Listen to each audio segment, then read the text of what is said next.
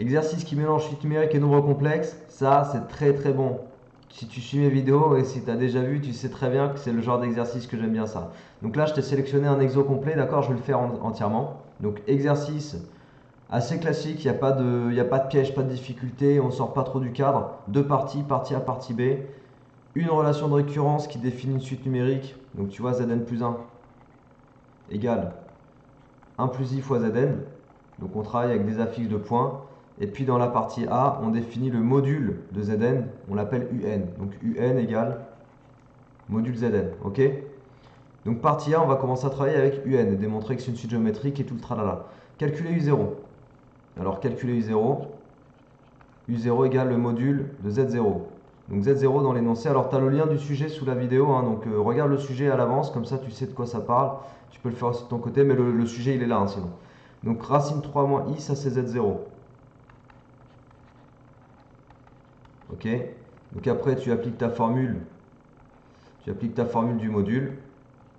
Alors surtout pas de i sous la racine carrée, on est d'accord, parce que c'est complètement faux si tu fais ça. Donc le détail, ça te fait... Voilà ce que ça te fait, donc racine de 4. Donc 2. Ok, U0 égale 2, nickel. Question 1, check. Question 2, démontrer que UN est une suite géométrique de raison racine de E de premier terme 2. Il te donne la réponse. Il te donne la réponse de la question 1, regarde. Premier terme, U0. En fait, celui qui lit, il peut juste se dire, ouais, bah ok, tu m'as donné U0 là. Voilà, U0 égale 2. Oh, c'est tellement facile. Franchement, il se fout du monde, hein. Bon, après, voilà, c'est des points qu'on te donne, mais quand même. Donc, démontrer que la suite est géométrique de raison racine carrée de 2. Alors, non, jaune. Donc si tu veux démontrer ça, il faut démontrer que un plus 1 égale racine carrée de 2 fois un, tu vois, ça c'est le résultat auquel je vais aboutir. Donc je vais partir de un plus 1. Et un plus 1 c'est quoi? C'est module de Zn plus 1 du coup. Mais Zn plus 1 c'est quoi? C'est racine carrée, non c'est 1 plus i en fait. 1 plus i fois Zn. Ok, ça c'est dans l'énoncé, c'est la définition de Zn plus 1. Du coup, propriété des modules, module de Z1 fois Z2, c'est égal à module Z1 fois module Z2.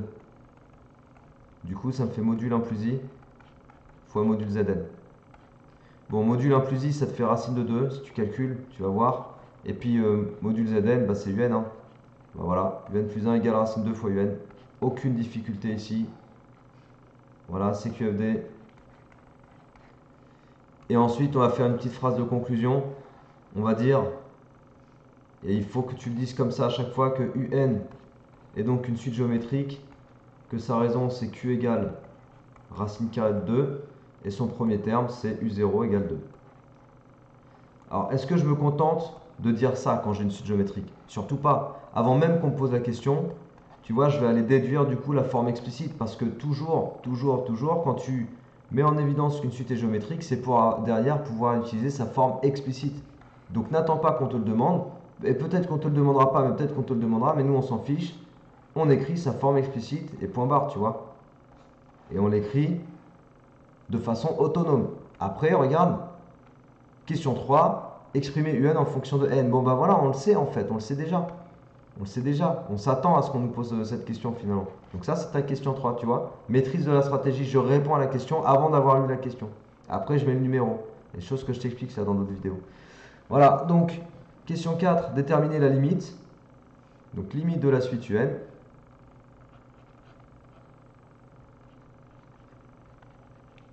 Donc on réécrit son expression, c'est 2 fois racine de 2 puissance n. Hein. Voilà. Donc je vais faire la limite de racine carrée de 2 puissance n. Ça fait plus l'infini. Pourquoi? Parce que racine de 2 est plus grand que 1. Donc j'écris la justification. Ici, je suis dans l'utilisation du cours sur les limites de q puissance n. D'accord? Regarde ma fiche sur les limites de suite. Tu vas sur mon site. Le lien est sous la vidéo. Et tu vas dans fiche synthèse. Tu prends la fiche limite de suite. Tu as toutes les choses à savoir du cours. Donc ça, j'applique le cours en fait ici. Il faut connaître ton cours sur les limites de suite. Du coup, la limite de 2 fois racine de 2 puissance n, c'est plus l'infini aussi, ok, par produit. Donc ça te fait la limite de un. Voilà. Ok. Allez, ça c'est bon. Question suivante. Algorithme. Alors attends, on va prendre une nouvelle page pour ça. Hop. Donc algorithme, n'aie pas peur. Ne pars pas du principe que ça va être un truc super chaud. Il faut juste bien comprendre ce qu'on te demande dans cet algo. Alors on te demande, on te dit qu'on fixe un réel P positif, genre P égale 100. Tu peux partir de P égale 100 si tu veux illustrer la chose. P égale 100, tac. Et on souhaite savoir déterminer la plus petite valeur de n à partir de laquelle un dépasse P, donc le seuil 100. Alors j'ai dit le seuil, voilà, c'est un algorithme de seuil, ok? Tu fixes une valeur, genre 100, 1000, et tu veux savoir à partir de quel n un va dépasser 1000.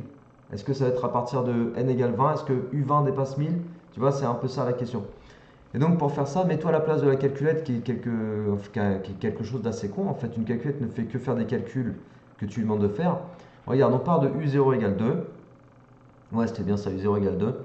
Est-ce que 2 est plus grand que 100? Bah non. Donc du coup, on va faire quoi? Bah, on va calculer u1. Et pour calculer u1, je vais utiliser la relation de récurrence que je connais entre u0 et u1. Tu vois, c'est u0 fois racine de 2.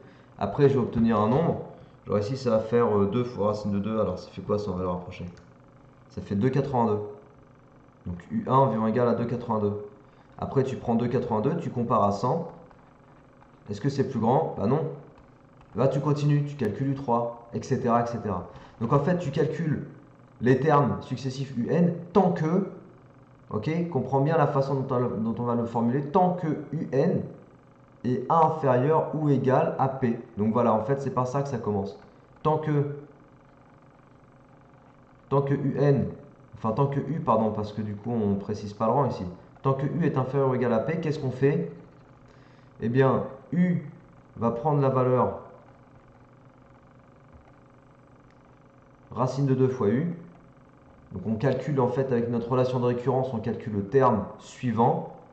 Et comme on est dans un algo, donc pour le langage programmation, ta calculette elle comprend pas un, il faut lui donner u et n séparément, tu vois. Donc séparément, on calcule u et n.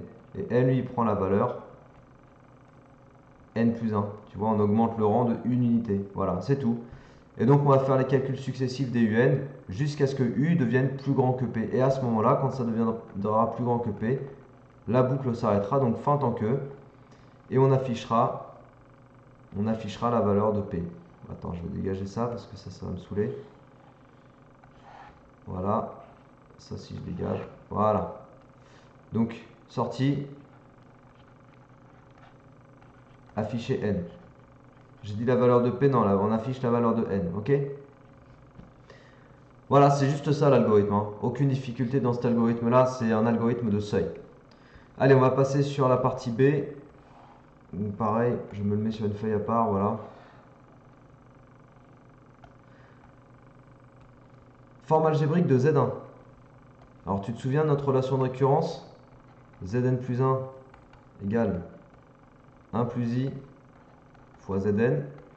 Z0 égale racine de 3 moins i. Donc Z1, c'est 1 plus i fois racine de 3 moins i.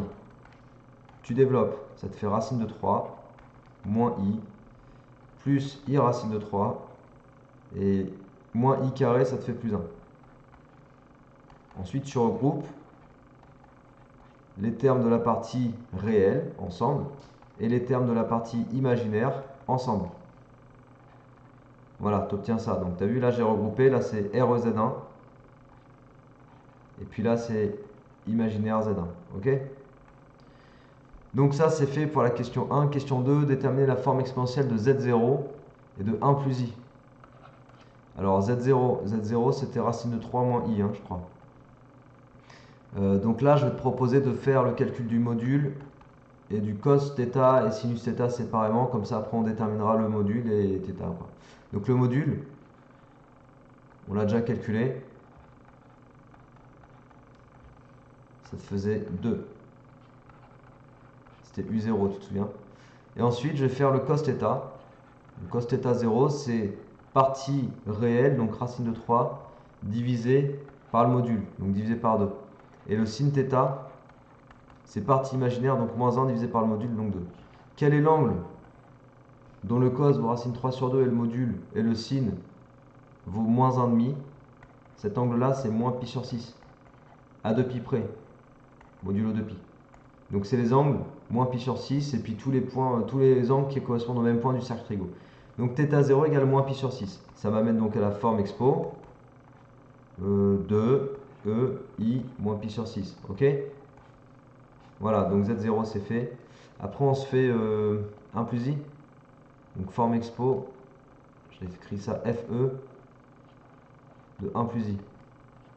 Donc pareil, je calcule le module.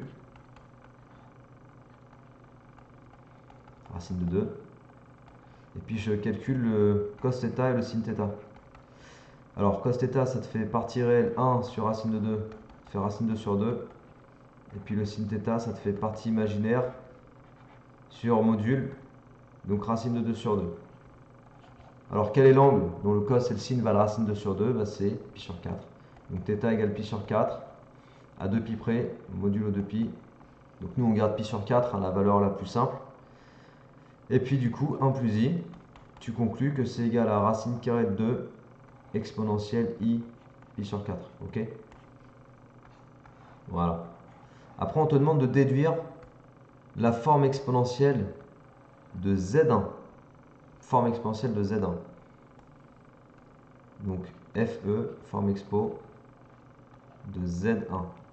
Alors, je te remets que Z0, on a dit que c'était 2 EI moins pi sur 6. Et 1 plus I, c'est racine de 2 exponentielle i pi sur 4. Et Z1, c'est 1 plus I fois Z0. Bah, du coup, tu utilises les deux choses que tu as trouvées précédemment. Et puis, tu vas faire ton calcul, en fait, tout simplement. Donc, racine de 2 exponentielle i pi sur 4 fois 2 exponentielle i moins pi sur 6. Tu vois. Après, tu regroupes tes exponentielles puisque EA fois EB, c'est EA plus B. Tu vois. Donc, ça te fait 2 racines 2 pour les nombres. Exponentielle i. Et puis là, pi sur 4 moins pi sur 6. Ok. Bon, après, pi sur 4 moins pi sur 6, tu le calcules. 1 quart moins 1 sixième, ça te fait 3 douzièmes moins 2 sixièmes, moins 2 douzièmes, ça te fait 1 douzième. Donc ça te fait i pi sur 12. Tu fais ça à la calculette si tu as envie. En tout cas, ça c'est Z1. Voilà. Et puis la dernière question de ce sujet, en fait, tu as vu, il est un peu... les sujets comme ça, ils sont, voilà, ils sont assez... les questions, elles sont assez appelées les unes aux autres quand on arrive à les anticiper, c'est ça que je veux dire. Et du coup, c'est chiant en fait. Enfin, moi, je trouve ça assez relou comme sujet parce qu'il n'y a aucune dynamique. Mais je te le présente parce que c'est un sujet, on va dire, ça reste un exobilan, tu vois. Mais pour moi, il présente aucun intérêt, quoi. Si ce n'est de s'exercer sur un exobilan. Mais il n'y a pas de challenge véritable ici. Il n'y a pas de truc un peu plus compliqué, un peu plus costaud. C'est voilà, c'est juste pour se faire la main un petit peu.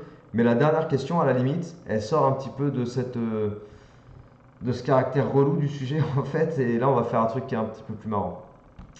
Déduire des questions précédentes la valeur exacte de cos pi sur 12. Voilà, c'est finalement le seul truc un peu intéressant de l'exercice, c'est ici quoi. Ok, on va faire ça.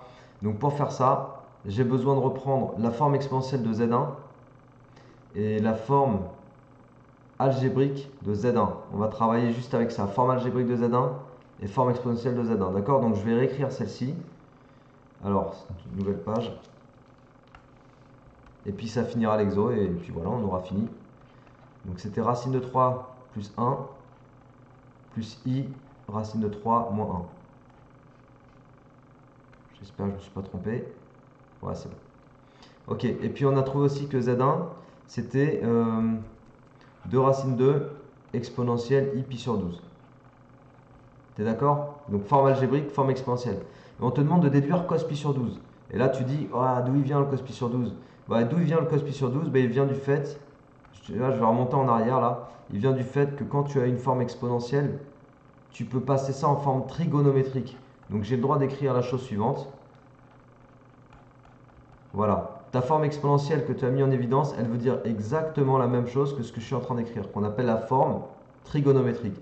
Et si je remonte encore un coup avant, si je développe, ça me fait 2 racines de cos pi sur 12, plus i fois 2 racines de sinus pi sur 12. Et là, en fait, on fait quoi? On a remis quoi en évidence? Ben ça, c'est comme une forme, algébrique, ça, en fait. Avec une partie réelle et une partie imaginaire. Sauf que ton nombre complexe Z1, il est unique. Donc ce que tu as trouvé en forme algébrique tout à l'heure et ce que tu trouves en forme algébrique ici, ça doit correspondre. Ça veut dire que la partie réelle de l'expression trouvée tout à l'heure correspond à la partie réelle de cette expression-là, tu vois. Et du coup, tu peux mettre en évidence que 2 racines carrées de 2, par identification en fait, par identification des parties réelles et imaginaires, 2 racines carrées de 2 fois cos pi sur 12 égale, ça doit être égal à racine de 3 plus 1. Et du coup, cos pi sur 12, ça va être égal à racine de 3 plus 1 sur 2 racines carrées de 2. Tu vois le truc? Après, si tu as envie de te faire plaisir, tu multiplies par racine de 2 en haut et en bas. Si tu veux donner une expression où il n'y a pas de racine carrée au dénominateur, tu multiplies par racine de 2, comme ça. Et tu vas avoir quoi? Bah, tu vas avoir... je continue en rouge. Au numérateur, tu vas avoir racine de 3 fois racine de 2, donc racine de 6. 1 fois racine de 2, donc racine de 2. Et en bas, tu vas avoir 2 fois racine de 2 fois racine de 2, ça va te faire 2 fois 2, 4. Voilà. Et là, en fait, c'est ce que ta calculette te sortirait en valeur exacte si tu les rentres. J'ai mis pi sur 4, c'est pi sur 12.